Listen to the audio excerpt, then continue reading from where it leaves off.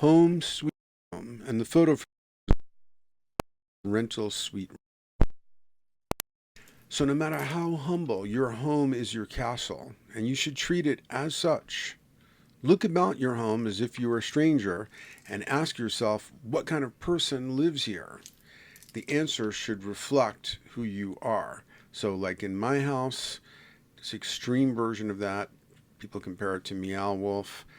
Uh, every space is kind of surrealized and decorated to greater and lesser extents. But with my study, where I'm recording this, I tried to go for this Zen, spare, minimalist kind of look so things wouldn't distract me. Obviously, that didn't work out that well. But one day I'll do a video tour of the house so you'll be able to see. But just as there are times when we need to travel, there are other times when we need the sanctuary of an appropriate home. I've lived in many non-ideal homes, including a dozen years in an 18-foot RV with less interior space than most bathrooms. Nevertheless, I use creativity and adaptability to make that small space into a comfortable home for myself and my friends who sometimes traveled with me, or had dinner with me in that tiny space, and it was quite cozy. Whether your home is a single room or a tent, it is still your sanctuary and therefore sacred space.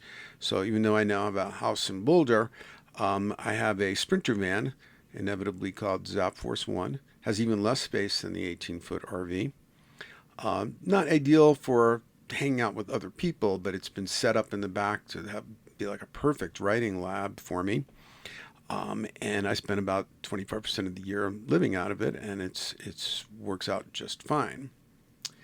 Small or large, however, I cannot enjoy any home once it gets messy and chaotic. Keeping your space orderly and aesthetically pleasing is empowering and improves quality of life.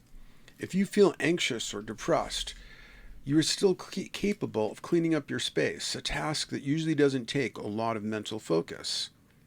When you work on cleaning up your space, there are very tangible results that improve morale. So unless I'm like physically exhausted, if I'm like uh, some issue is going on that's making my inner state too chaotic to work on other things, perfect time for a house cleaning. Always makes me feel better to have a cleaner space. But I'm not a neat freak, but I do the best I can. In dreams, houses often represent the self. When you take care of your home, you're also taking care of yourself and anyone else who shares the space. House cleaning, ordering, and beautifying are magical and psychological rituals as well as practical tasks. It can be a form of self-love and love for anyone else sharing the space. On the other hand, a messy home can be a malign influence, lowering morale and setting the tone for a messy, neglectful life. We live in a world overflowing with info clutter, but at the same time, it is also a world where we can inexpensively access almost infinite media. Manual tasks that were once mind-numbing now can be enriching because almost everyone has a device, like whatever you're using to watch this video, that can bring them an endless abundance of audiobooks and podcasts, and especially this YouTube channel, of course. Time spent bringing order to the material part of your life can also be time spent enriching yourself culturally. Instead of viewing cleaning time as merely burdensome, reinterpret it as an opportunity to improve your quality of life. Some may prefer to do household chores mindfully as a form of meditation without being in headphone world, as I often am. And you can make consciousness work out of any activity by aiming to do it as efficiently as possible. Most people have to work hard to keep a roof over their heads, since a home is usually a major investment of time and money and time, obviously in an equation together for most of us. Get the most from it by keeping it in pleasing order. Most homes now have capacities that homes never had in the past. And I'm not just talking indoor plumbing and heating and air conditioning, but with an internet connection, you have interactive contact with much of the world's information. Of course, you don't always have to have that at home, but at home, you may have better quality gadgets to experience that more immersively. So, for example, movie theaters have become less necessary when many can watch high-definition movies in the comfort of their homes. When I lived in New York, in many very non-ideal places like one-room apartments and stuff like that, and this was like pre-VHS even, I would sometimes go to see 3 movies a day on a day off, because there were all these revival houses where you got to see any classic movie you could ever think of on the big screen.